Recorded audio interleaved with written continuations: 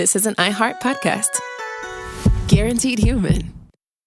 Support for the show comes from Public, the investing platform for those who take it seriously. On Public, you can build a multi-asset portfolio of stocks, bonds, options, crypto, and now generated assets, which allow you to turn any idea into an investable index with AI. It all starts with your prompt. From renewable energy companies with high free cash flow to semiconductor suppliers growing revenue over 20% year over year, you can literally type any prompt and put the AI to work. It screens thousands of stocks, builds a one-of-a-kind index, and lets you backtest it against the S&P 500.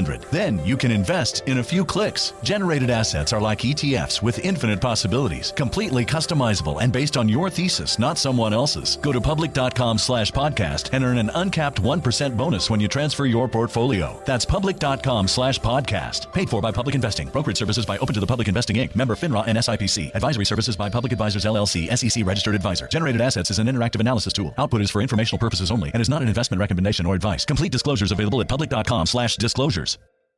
You see it instantly. It's Coldwater Creek, the mark of exceptional workmanship and signature touches inspired by a Mountain West heritage. Distinctive styles created from quality fabrics, silhouettes perfected with just the right drape, feel-good fits offering ease of movement, and thoughtful details to elevate your look. For a wardrobe you can count on season after season, visit coldwatercreek.com. Shop the new spring collection at 20% off $75 or more with code IHEART20. This is Bethany Frankel from Just Be With Bethany Frankel. It is a new year and everyone is trying to get it together.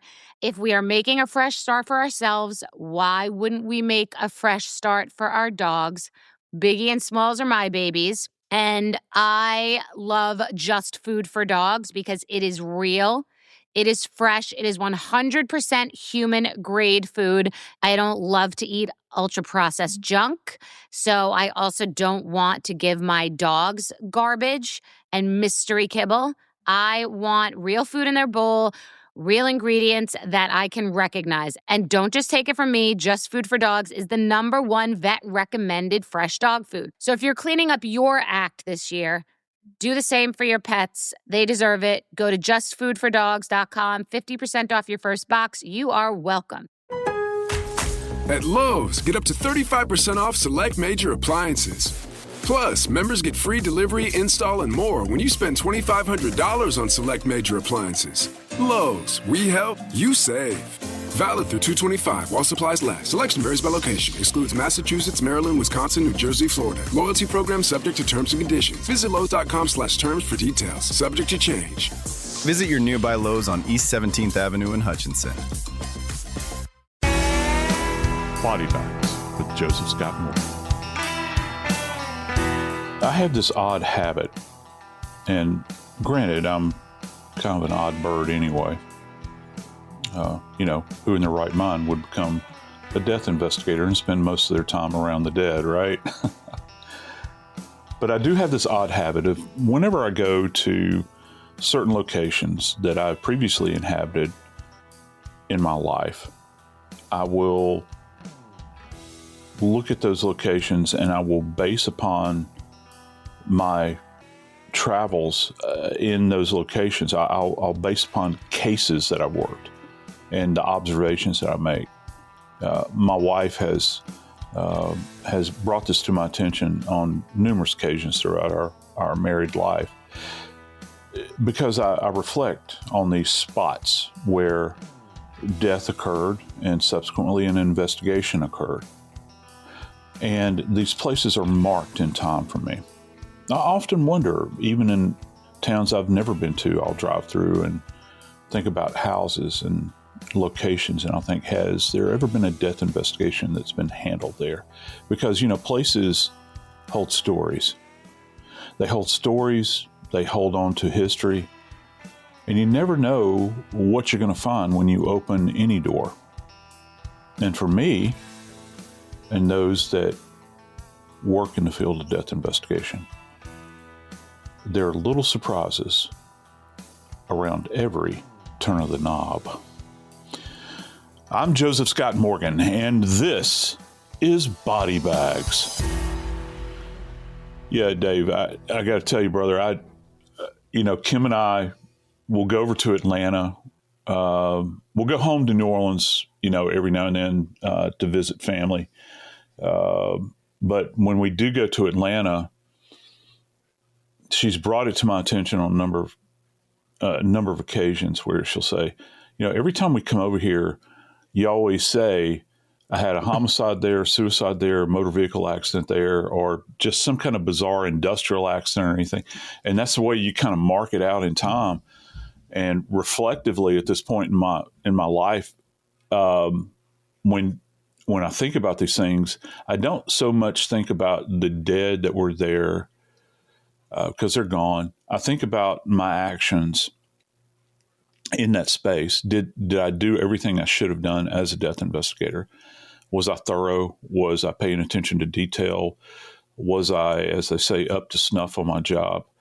Because you reflect on those things, and death is so final, and death scenes are very final as well. I often say that once you cross over a threshold into a home where death has occurred, you can only cross over that threshold once for the first time. That's a bit confusing maybe, but you can't go back and gather that. So you have to be prepared when you walk in, when you're going to do the assessment of the remains that you find in the house. I always think about you driving down the road kind of like in Captain America, as he's on his way to be turned into Captain America. He's the small, skinny guy, and he's going down the road, and he tells the woman he's with, he says, I got beat up in that alleyway, got beat up in that stairwell. He's just pointing out all these different places where events had happened to him. I think it makes sense that that's how you go through it. And it does take you to that next level of, did I do these things right? There is, in our lifetime, a couple of crimes of the century, trials of the century. Mm-hmm. One of them, of course, being the O.J. Simpson trial. And there was a guy named Dennis Fung. Dennis Fung collected evidence at the scene, at Bundy and Rockingham. He was there at the scene for Nicole and Aaron Goldman, and then at O.J.'s house. And he collected a lot of this evidence. And during the trial of the century, Barry Scheck grilled him really hard about his collection techniques. And my thought in all of this is that you do only get one bite of the apple. Yes, you do.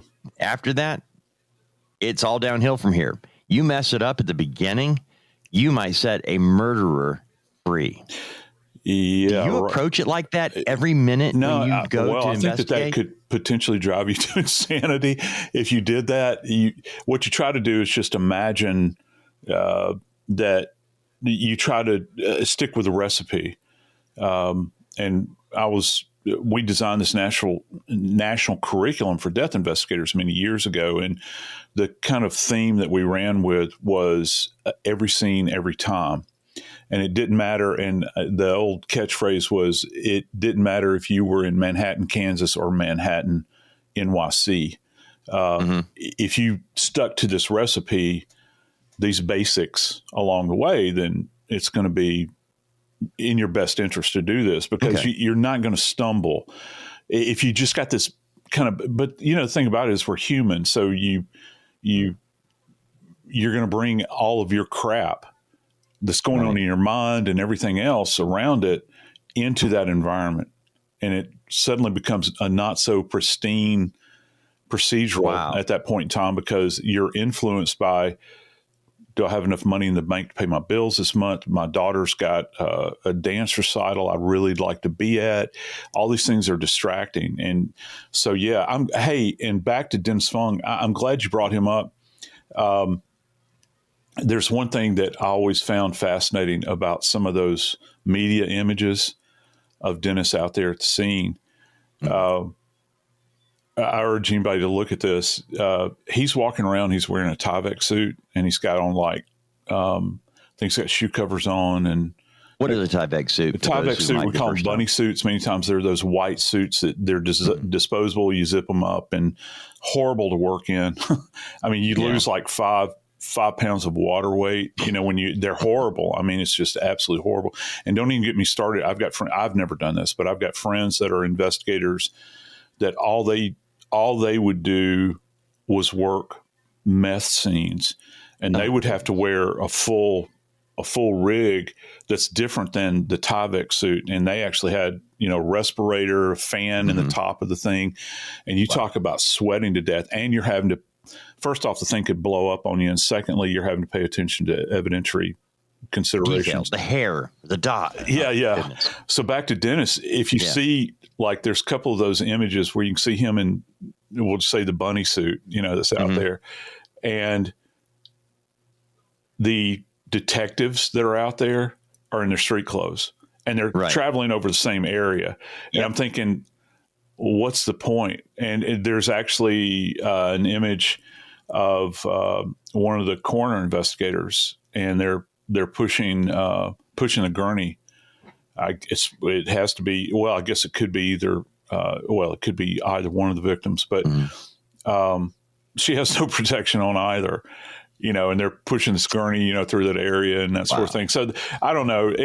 And sometimes those things can be taken out of context, but I always thought, like, every scene, every time. Yeah. What's good for the goose is good for the gander. You apply these techniques at every moment. But Joe, what about staying on that very quickly, because that case was so big, and even today, television shows and specials that focus on that crime, whether it's focusing on O.J. Simpson as a person or as the crime as a double homicide, whatever it is, gets huge ratings. And there is yet another documentary on Netflix right now, which is why this is top of mind for me. But one of the things that took place, Joe, and I wonder how many times you've had to deal with this at the crime scene, because there was media, there were people standing by looking. I know you have looky-loos at every crime scene. Yes, you do. But the police actually ordered somebody to grab a blanket from inside the house and spread it over the body of Nicole Brown Simpson, because her body was in a position where the media could get video of it, and he didn't want that. So they grab a blanket from inside the house and cover her body. Immediately, is from inside her home. It could have any number of people's DNA on it, from the standpoint of all the people who have ever been inside that house. Yeah, it could. Including the guy who becomes your big suspect, O.J. Simpson. Yes, it could. And I got to tell you, that same issue arose in Trayvon Martin as well. Wow, really? Yeah. And, how you treat the body, transfer, if you're covering, because look, we got to face it. People, there are very few people out there that are, let me see, how can I say this? There's different levels of comfort, psychological comfort. So as a practitioner, if you're psychologically comfortable with being around a dead body, you probably want that. That's an asset. You're not distracted. You're not terrified. You're not put off your game at all, because, you're there to work to death. But general public are very uncomfortable seeing dead bodies.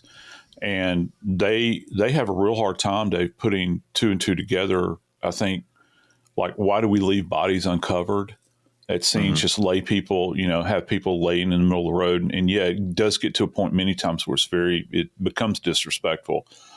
But there's also things that we're thinking about, is like transfer of evidence and all those sorts of things. So, you have to, because the investigator's perception is different than the general public that might be, you use the term looky-loo, and I love that term, where they're watching everything that you do. And, they're, and I've had people screaming outside the tape at us to cover him up. You're being disrespectful. His mom's here, and or his cousin's here, or whatever it is. And they're screaming back and forth, and they're caught up in that moment. They don't really have an understanding of the bigger picture. We're trying to do this, first off, without contaminating the body, because the body's pristine at that point.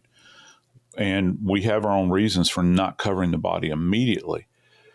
But that's where, the assessment of the remains really comes in. And that's one of the things I wanted to talk about, to try to help our friends understand why it is that we do what we do, at a scene. And particularly, it's one thing to assess a body, Dave, at the morgue in a very protected environment. But that doesn't, in my opinion at least, doesn't have as much value as that initial assessment that you have at scene. And again, it's back to a word that you and I use a lot, and it's context. When you have a body that's in the morgue, it's completely out of context. Okay. You got a body in the field. And when I say in the field, I mean like indoor, outdoor scene. Mm-hmm. You've got it in context at that point. So you have to observe the body at that moment in time and be able to appreciate what may or may not have happened.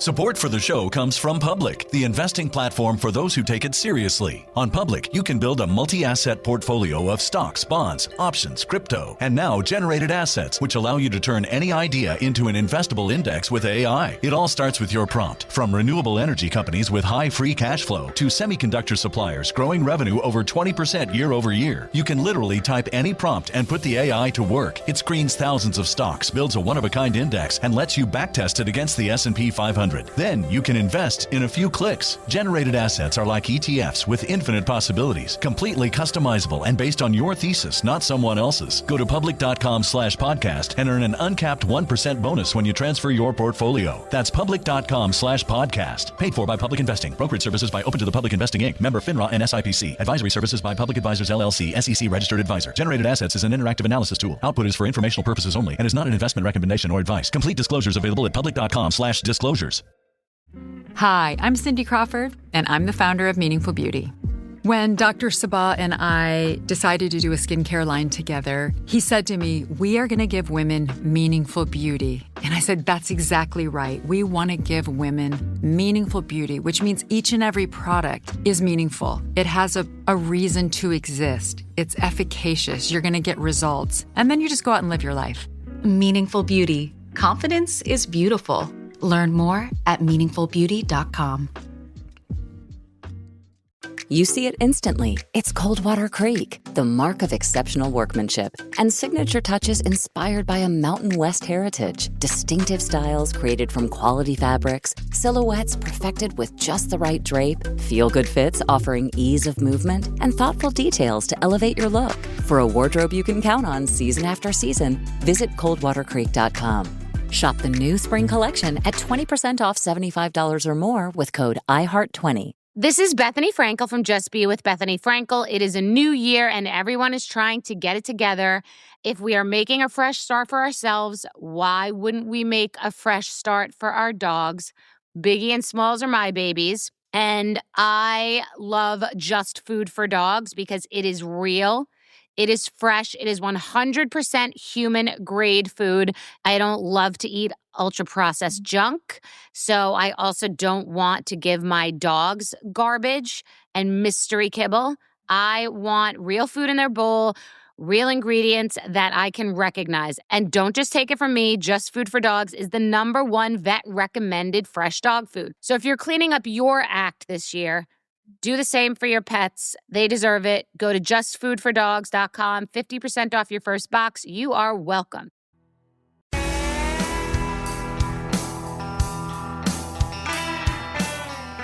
Whenever you approach human remains in the field, from a medical legal perspective, there's a way that we have to go about assessing them.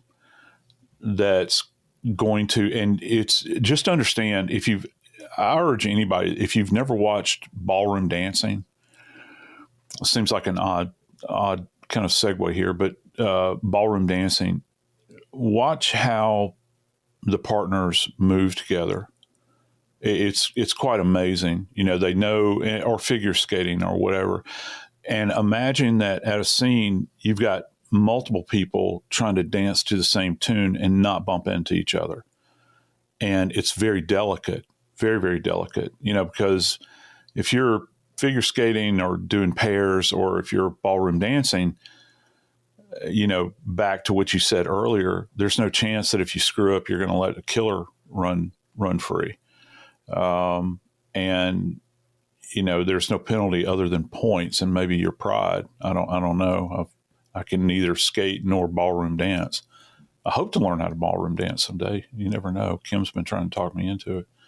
But I have had to do a dance at crime scenes and many times these spaces are very, very tight. Okay.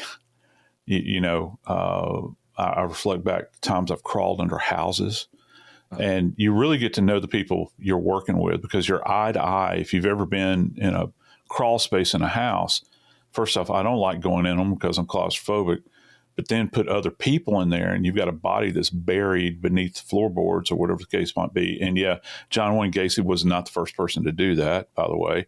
And it's been done many times after him, and it was done many times before him. So you have to work in these tight spaces. You really have to know what you're doing. And one of the first things that you do as a medical legal death investigator, when you show up at the scene, even though somebody is telling you that a subject is deceased, well, you've already formed that in your mind as this idea has been put forward. You've been told that they're deceased. You're the one that's going to have to verify this and write it down. I'm going to do my own examination. So there's really briefly, there's what we refer to as the 7 cardinal signs of death, and they're very easy to understand. So number 1, lack of respiration. And how can you assess that? You can literally look if you get adjacent to the body and try to see if their chest is rising and falling. And yes, I've come across people that actually carry mirrors in their bags to see if it'll fog up. I've never done that, but there are people out there that do it. That's the old way of doing it. Lack of detectable pulse and heartbeat. Now that is something I will do. I will go with a gloved hand, and I will check for a carotid pulse because it's the easiest. For me, I know that people in the medical field they'll have their preference. I've checked for carotids. I don't go for the wrist because if I can get exposure, if I can have access to the neck, it makes it easier. And generally, the detectable pulse that you feel in the carotid is much more robust, say, than trying to manipulate the wrist. And particularly with the dead, if you're an evidentiary consideration, you don't want to move the arms because it takes them out of their, in their pristine state. So yeah, you check for detectable pulse and, maybe a heartbeat. You check, see if the pupils are fixed, non-responsive to light, do that. And here's one that many people don't think about.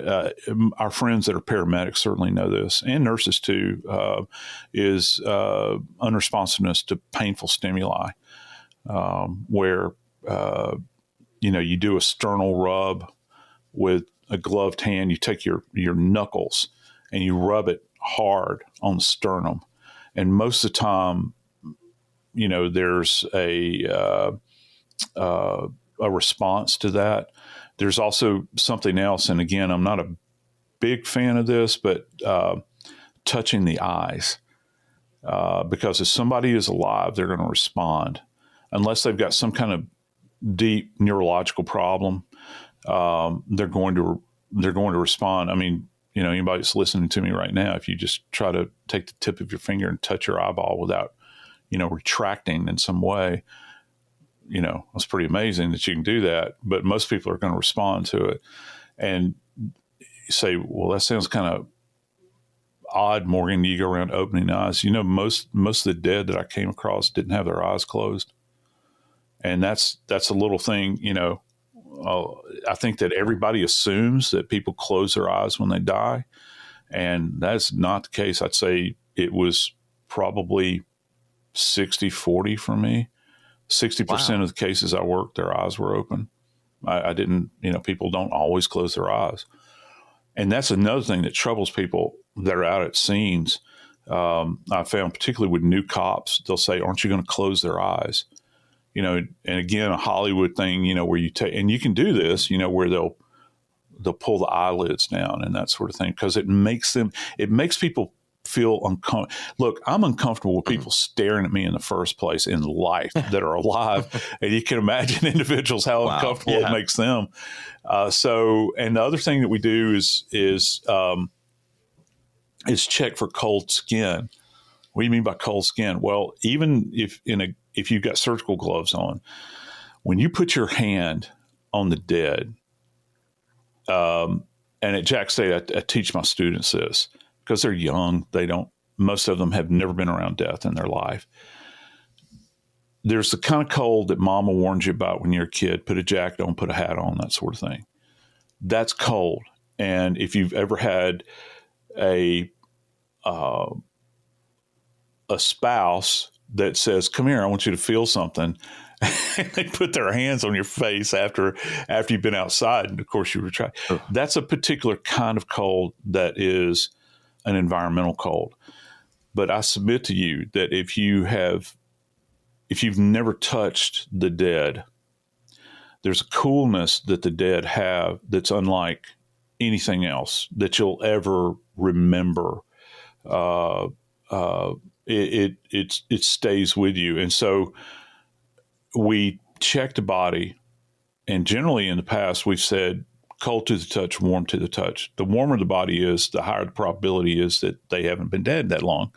And so, but there is a coolness to the skin that's perceptible, that you can appreciate. And of course, the presence of some of our decompositional factors, that we've talked about with rigor mortis and livor mortis. Are they present? Because that's not going to be present in the living.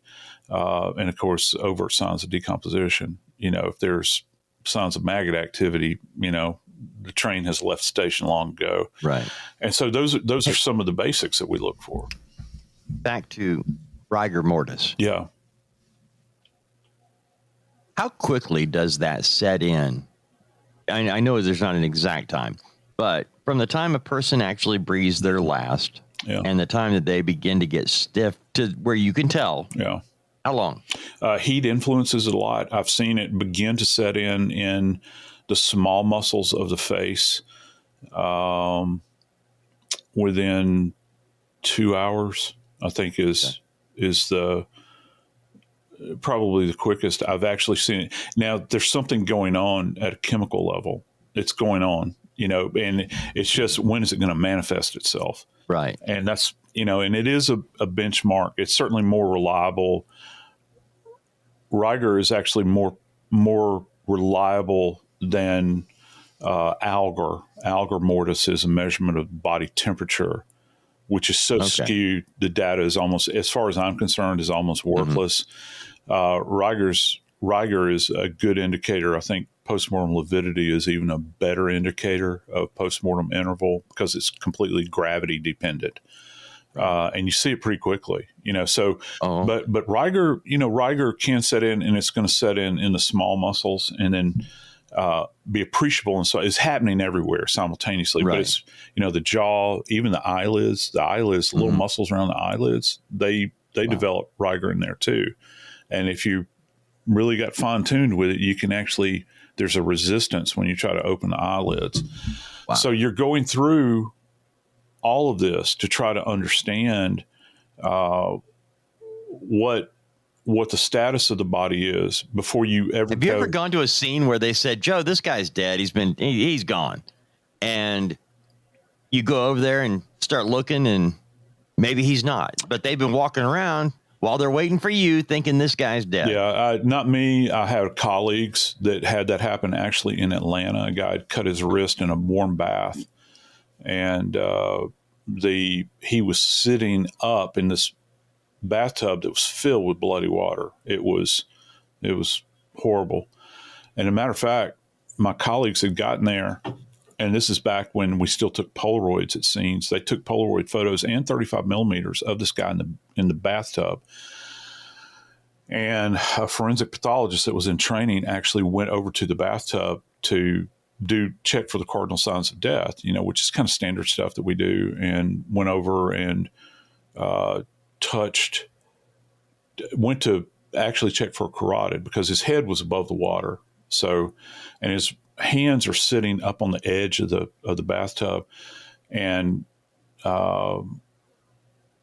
this individual noticed that the subject's hand went up, moved, responding. Now, the police and the EMTs had been out there before us, obviously, because they called the ME. And the old investigator that had accompanied the old ME investigator had accompanied the young doctor out there. The doctor was in training. This individual told the investigator that this guy's alive, and the investigator was shocked because this is not something that happens. You hear all these stories about people waking up in a body bag or people waking up in coolers. And the reason those cases are so shocking is because they rarely, if ever, happen. And when they do, it's terrifying. It's the stuff of nightmares. This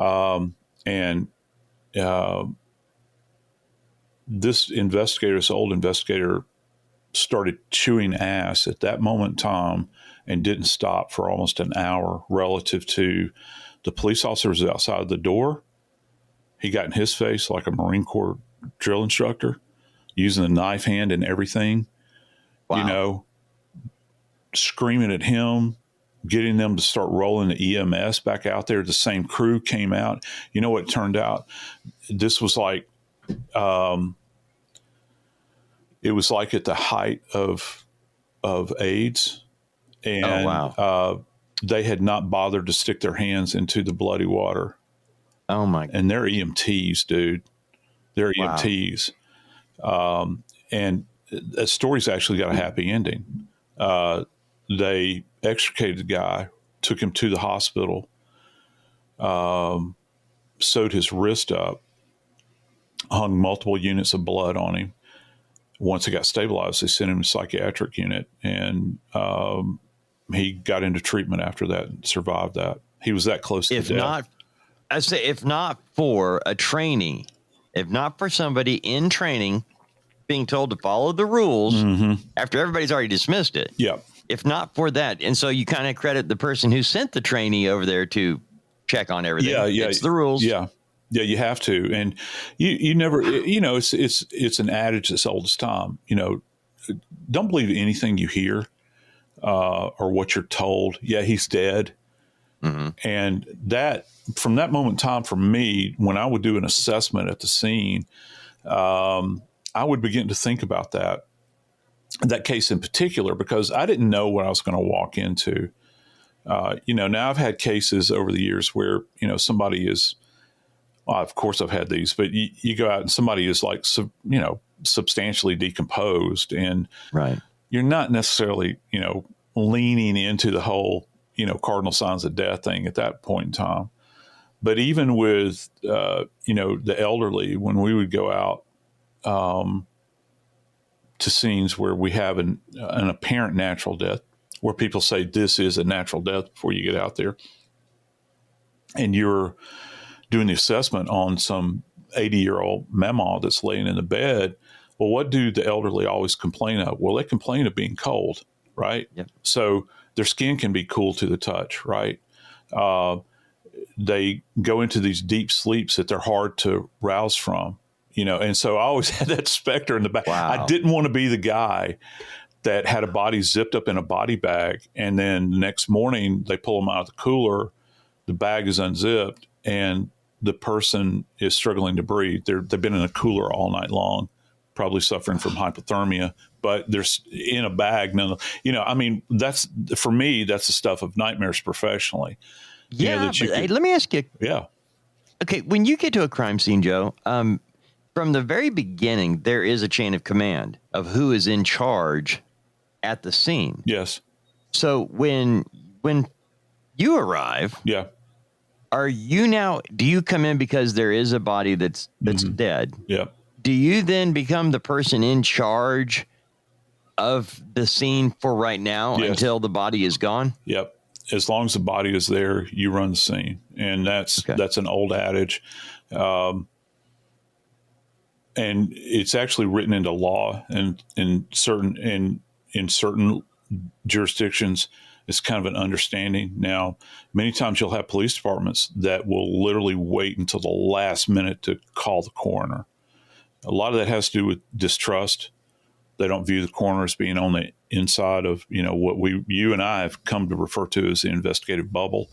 And so they will do everything that they can to avoid having the coroner out there early. However, this is the problem with that. First off, many of the departments that you work with, when it comes to homicide investigators, there was a period of time in Atlanta where I would look up at a homicide scene and there'd be some new kid that's standing there, and they referred to themselves back then as the Hat Squad. There used to be a television show where the Hat Squad, where they would wear these snap brim hats, and they adopted that, and that was kind of this sign, that they're a homicide investigator, and they were the only ones that wore these hats. Well, every time I'd look up at a scene for a period of time, there was a new kid wearing a snap brim hat. He had no experience at all as a homicide investigator. So the one constant in the universe in the world of death is the ME investigator, the coroner investigator, because you're always there. We don't change jobs. We don't move from homicide to burglary to armed robbery. We don't get a promotion to lieutenant. It's static. We've got a very tiny rank structure: chief investigators, senior investigators, investigative assistants in some jurisdictions. Chicago was famous for that for a while. So our rank structure is very, and we're there to be death investigators. With police departments, many times you'll have people that will pass through as homicide detectives. And by the time they get to the end of where they're really good at being a homicide detective, the department says, okay, you're going to be promoted, or we're going to move you over to another place, and you've lost all that knowledge. So my whole point to this is that I'm more of a fan of being out there early, being part of the team. And in Atlanta, that was the case. I mean, they would call us out really. In New Orleans, that was the case. We'd be a part of the investigative process, but you hear horror stories all over the place where, the police will delay, in summoning the coroner or the ME to come out. And sometimes that's they need to bear that burden rightfully, because there are people that have not been trained. They don't know where to put their feet. They don't know what to do.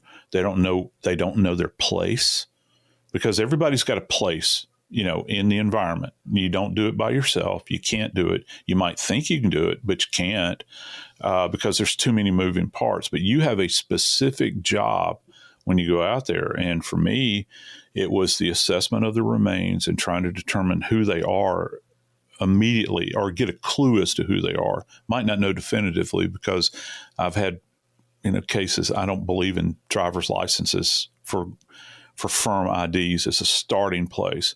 I trust no government document that I found with a body, because it's too easy to be counterfeited. It's too easy. We had these notorious identical twins in Atlanta that they were never part of a death investigation, but they would notoriously, and cops would talk about them like it was some kind of legend. They would swap each other's driver's licenses all the time, and you couldn't tell one from the other. Teachers had the same experience with identical twins as well. It's just that part is in the criminal element. And it was kind of funny, when you think about it. But, when you begin to kind of toss this around in your mind, you're thinking, oh, wow, this is kind of, it's a place to start. But you have to know your spot in the pecking order relative to death investigation and relative to the part you're going to play when you're assessing a body. And it's kind of amazing, looking back over time. And it's not that I'm anything special. It's just that when it comes time to actually view the body and assess the body at the scene, everybody that was doing something else suddenly appears at your shoulder as you're knelt over the dead body.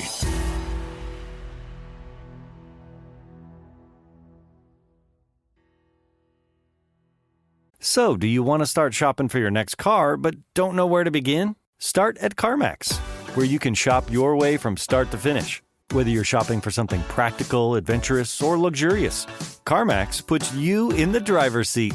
And if you want to shop cars that fit your budget, CarMax has your back all the way. Simply grab your phone and get pre-qualified from your couch, the dog park, or even on a coffee break. It's quick, easy, and has zero impact on your credit score. Want to explore your options?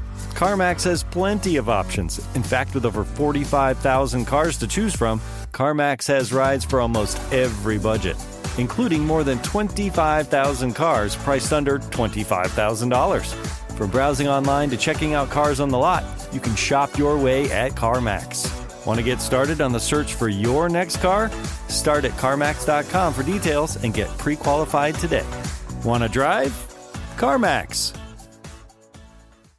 Support for the show comes from Public, the investing platform for those who take it seriously. On Public, you can build a multi-asset portfolio of stocks, bonds, options, crypto, and now generated assets, which allow you to turn any idea into an investable index with AI. It all starts with your prompt. From renewable energy companies with high free cash flow to semiconductor suppliers growing revenue over 20% year over year, you can literally type any prompt and put the AI to work. It screens thousands of stocks, builds a one-of-a-kind index, and lets you backtest it against the S&P 500. Then you can invest in a few clicks. Generated assets are like ETFs with infinite possibilities, completely customizable and based on your thesis, not someone else's. Go to public.com/podcast and earn an uncapped 1% bonus when you transfer your portfolio. That's public.com/podcast. Paid for by Public Investing. Brokerage services by Open to the Public Investing Inc. Member FINRA and SIPC. Advisory services by Public Advisors LLC, SEC registered advisor. Generated assets is an interactive analysis tool. Output is for informational purposes only and is not an investment recommendation or advice. Complete disclosures available at public.com/disclosures.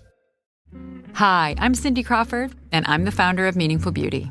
When Dr. Sabah and I decided to do a skincare line together, he said to me, we are going to give women meaningful beauty. And I said, that's exactly right. We want to give women meaningful beauty, which means each and every product is meaningful. It has a reason to exist. It's efficacious. You're going to get results. And then you just go out and live your life. Meaningful Beauty. Confidence is beautiful. Learn more at meaningfulbeauty.com. You see it instantly. It's Coldwater Creek, the mark of exceptional workmanship and signature touches inspired by a Mountain West heritage. Distinctive styles created from quality fabrics, silhouettes perfected with just the right drape, feel-good fits offering ease of movement, and thoughtful details to elevate your look. For a wardrobe you can count on season after season, visit coldwatercreek.com. Shop the new spring collection at 20% off $75 or more with code IHEART20.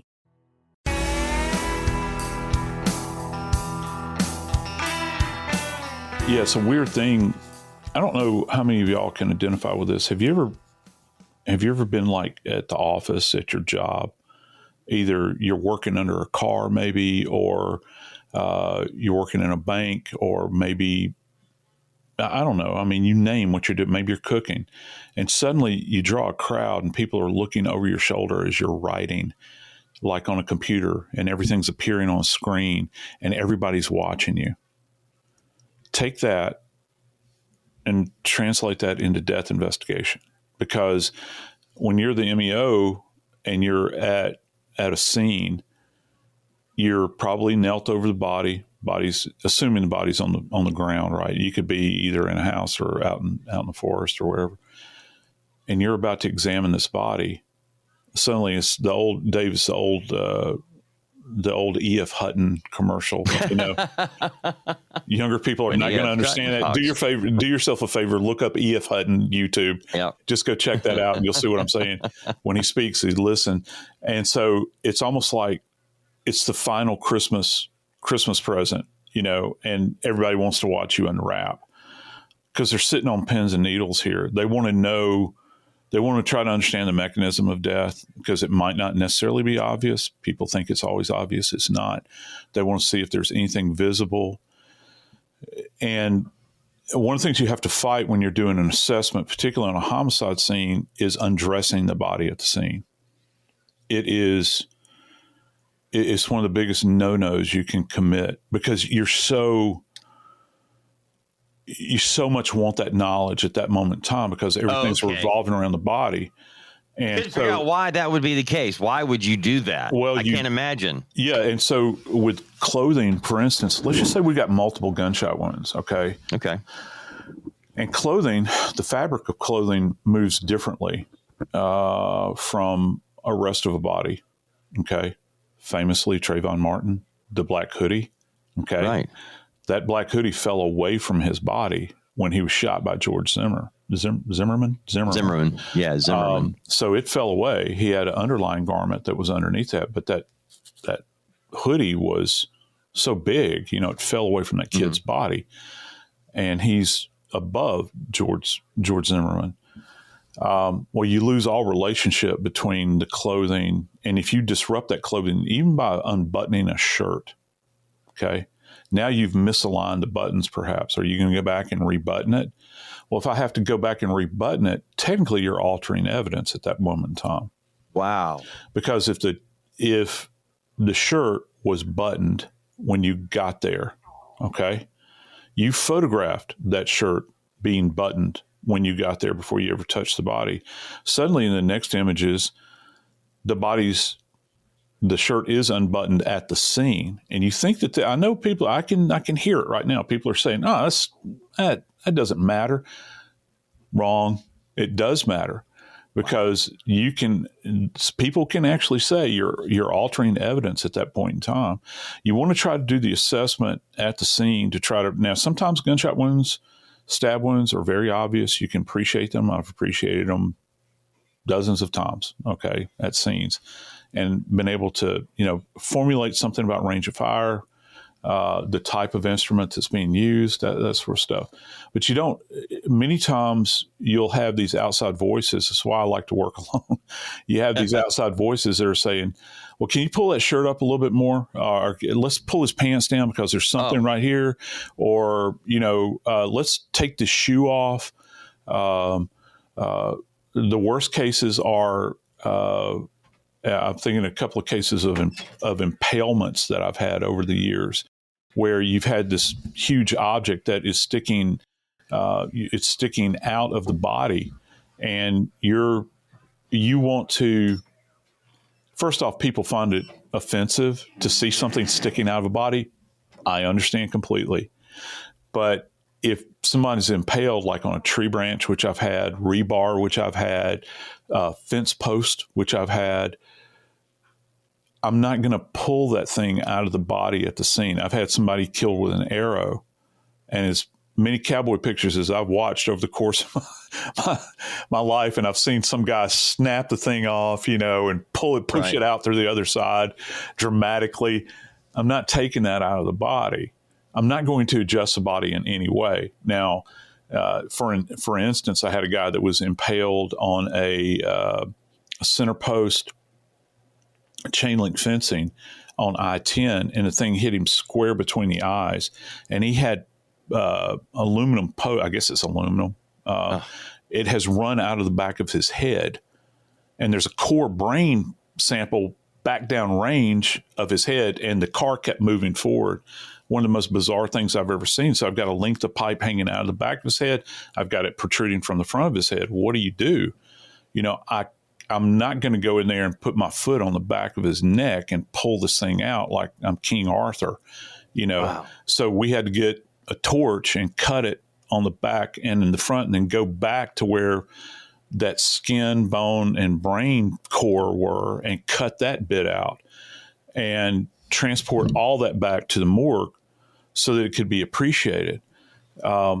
And that's really an over the top example, but it's happened multiple times. Your idea is to try to remove things at the scene, or you don't want to alter anything. You want to try to and this is a crazy concept. You want to try to transport the body back almost as if it were still at the scene. If the body is laying on its side, and it's got some kind of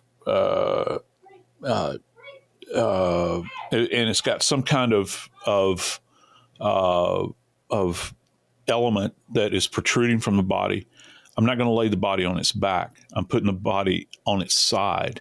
If the individual has their hands tied above their head, I'm not going to break Riger. I'm going to put them in a bag with their hands still over their head, with their hands bound. I'm not doing that. I'm not going to take anything. Here's another thing. We don't remove nooses. Wow. And we will take the noose off. Remember, we've heard about this in LISC. We'll detach it from the hard point, Remember, he had that in his notes about hard points. We'll detach it from the hard point. Noose is still going in on the person's body because I want the pathologist to be able to see it, and they will remove it. There's a very particular way that you remove a noose, and it's kind of fascinating. Maybe I can get into that some other time, but you want them to be able to see these things in place the way you saw them, or is it close to the way you saw them at the scene? You mentioned Trayvon Martin and clothing, Joe. Yeah. I want to go back to that very quickly because I understand that once you've identified this person is deceased, they're dead, on scene, freeze this so we actually have everything that happened in that moment. Here it is, right here. But when you have paramedics showing up and they're trying to determine or save the life, they're going to be ripping, they're going to be cutting clothing off and everything else to try life-saving measures. Yes. And I want them to. I want them to rip my clothes off if I'm in cardiac arrest. Right. Yep. But when you arrive on a scene where the body is already gone, the person is dead, and now we have a scene. It's a static scene. Nothing is changing. It serves no purpose other than, I guess, a question about trying to figure out what actually took place. I guess I can't end for the life of me, Joe, and I know I'm just a microphone guy, why you would take any clothing off of a dead body at the scene. It's something that there are very few reasons why you would do it. And one of the most troubling things about the Martin case has to do, for me, forensically, not everything else. That's another person's department. Okay. That's not what I'm interested. I'm interested in his clothing. So one of the most troubling things, and this is, I'm going back, right now to back in time to, this is when I got my start on air, was Trayvon Martin and Jodi Arias. They were kind of happening simultaneously, and me and Vinny Politan. And we actually did a demonstration. You can still find it on YouTube of me on my back with a plastic simulator gun that we used at Jack State. We had these mock-up weapons, me laying on my back in the position that Zimmerman would have been firing from, and Vinny literally leaning over me and his tie falling away from his body. And I was doing this to demonstrate range of fire and how it can be when you're trying to assess that, and particularly as it applies to clothing. So enough of my rambling there to get back to this point. You can see these online. I urge everybody to go look at it. Okay. Go look at Trayvon Martin's body in the grass before they put the yellow blanket on him out of the back of a patrolman's car. That many questions were raised about, thinking about transfer of evidence and all that. By the way, they let this kid's body lay out in the rain for a protracted period of time because in Florida it rains all the time in the evenings and that sort of thing. It's like I'm thinking, looking back, and I'm thinking, do they not have tents in Florida? It just didn't make sense to be, You got those hurry up tents. You can set them in you 3 minutes literally by got yourself. CSI tents. I mean, they are made expressly for this purpose. Anyway, so when you see his body, he's wearing the hoodie. Okay, at the scene. Well, one of the most confusing things, I'm going to read this verbatim just so you have it. This is actually from Dr. Bow's autopsy report, who, by the way, was later fired. Dr. Bow's actually discusses in the opening paragraph of his autopsy report in what's referred to as the external examination. This is when Trayvon Martin's body has gotten back to the morgue. He actually states, and I'm quoting here, the body is viewed, you ready for this, Dave? Unclothed. At the scene. Yeah, and here's the thing about it is the line before that opens this thing up is that the body is secured in a blue body bag with medical examiner seal number, and he gives the seal number, which is kind of like the seal that you see they're kind of like the seals that people put on the back of 18-wheelers, to secure the doors, and it's got a stamp on it with a number to say that nobody's broken into the thing. We do that on body bags too. So you put a seal, on the zippers and you hold them together. So he's admitting that the body has been sealed with this thing.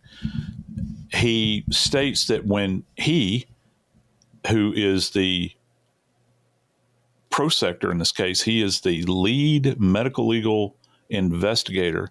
He states in his first sentence, the body is viewed unclothed.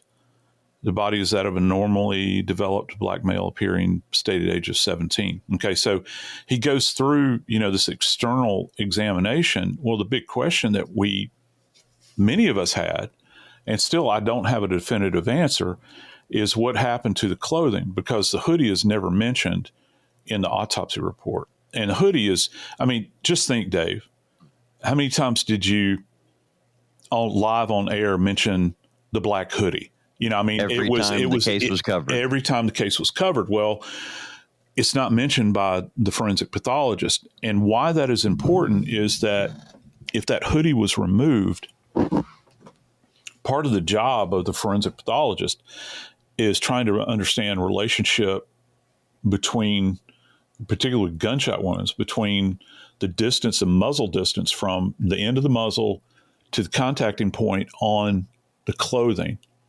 All right. And this thing is all about spatial relationship between Zimmerman and Martin. Mm-hmm. If Trayvon Martin is bending over, okay, hoodie is large, it falls away from his body.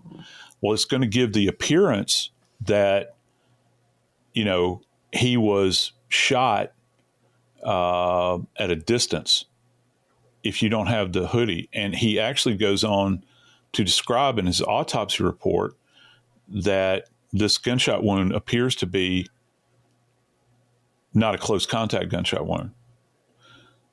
FDLE gets the hoodie, they examine it, don't know how it routed into their hands, and they say this is a contact gunfire event, where the muzzle's actually touching the hoodie.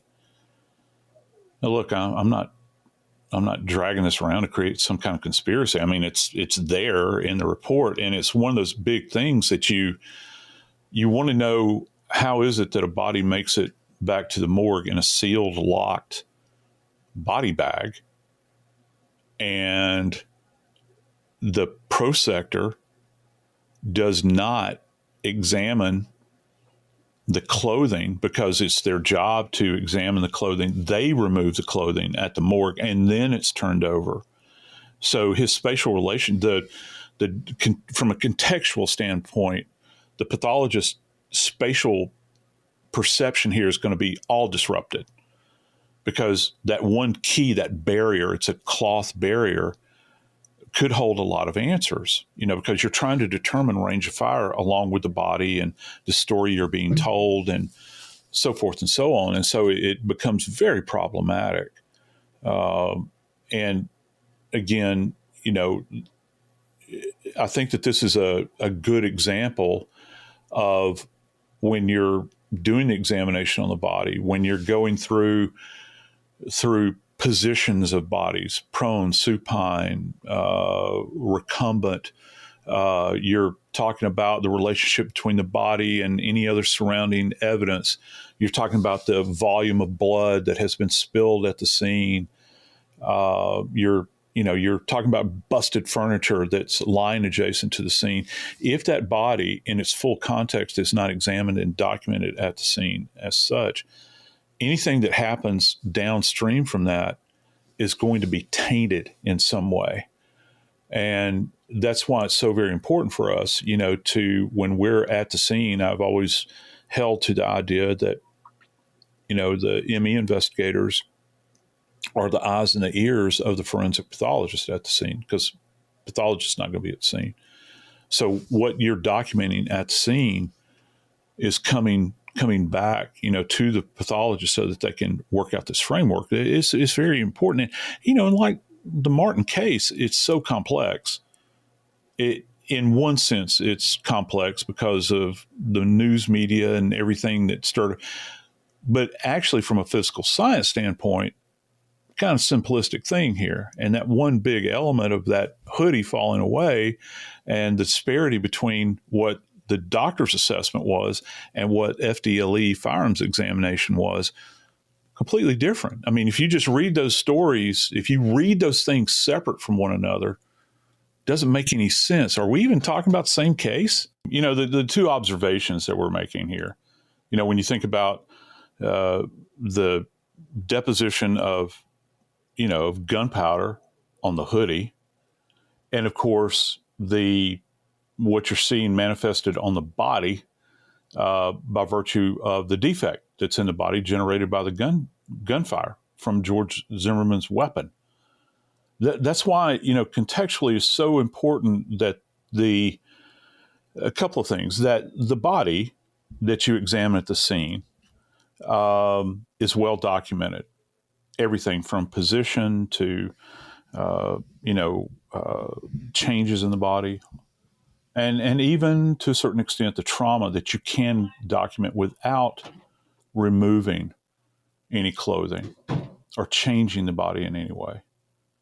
But secondly, and more importantly, I think, probably can what you say, can what you see and document at a scene hold up in court?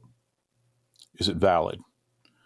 Is it actually demonstrative of those events that marked the end of somebody's life? I think that that's certainly a point to ponder. It's certainly something that all investigators going forward need to understand, that because what you do at a scene, again, back to the old threshold, you can never undo it.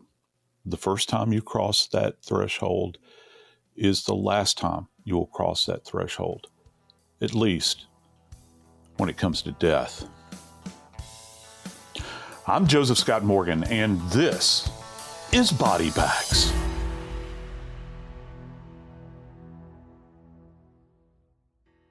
You see it instantly. It's Coldwater Creek, the mark of exceptional workmanship and signature touches inspired by a Mountain West heritage. Distinctive styles created from quality fabrics, silhouettes perfected with just the right drape, feel-good fits offering ease of movement, and thoughtful details to elevate your look. For a wardrobe you can count on season after season, visit coldwatercreek.com. Shop the new spring collection at 20% off $75 or more with code IHEART20. This is Bethany Frankel from Just Be With Bethany Frankel. It is a new year, new us, and why not new year, new dogs? The dogs need to be healthier as well. I have the same conversation with myself about my furry babies, Biggie and Smalls. This is why they love Just Food for Dogs, real, fresh, 100% human-grade food, ingredients you can pronounce and recognize: beef, sweet potatoes, green beans. Are you getting hungry? Well, so are your furry babies. Choosing dog food is very confusing, and we don't spend as much time on it as we do for ourselves. Every brand claims to be fresh and natural and healthy, so you have to tune out the marketing and listen to the experts. Just Food for Dogs is the #1 vet-recommended fresh dog food. If you're cleaning up your act this year, do the same for your dog. They deserve the best, just like you do. Go to justfoodfordogs.com, 50% off your first box. You are welcome. Sometimes all we want is more of the same, like another round of golf played from a channel with 24/7 coverage, another look at the garden, and the deer as they pick their way through it, another Taco Tuesday, followed by a whatever's in the fridge Wednesday. And to get more of the same, all we need is a little help. With adaptable care plans from qualified, compassionate caregivers matched to your family's needs, Home Instead can help you and your passions stay home, no matter what's on your horizon. Visit Home Instead online for a better what's next. Well, the holidays have come and gone once again, but if you've forgotten to get that special someone in your life a gift, well, Mint Mobile is extending their holiday offer of half off unlimited wireless. So here's the idea. You get it now, you call it an early present for next year. What do you have to lose? Give it a try at mintmobile.com/switch. Limited time 50% off regular price for new customers. Upfront payment required. $45 for 3 months, $90 for 6 months, or $180 for 12-month plan. Taxes and fees extra. Speeds may slow after 50 gigabytes per month when network is busy. See terms. This is an iHeart podcast. Guaranteed human.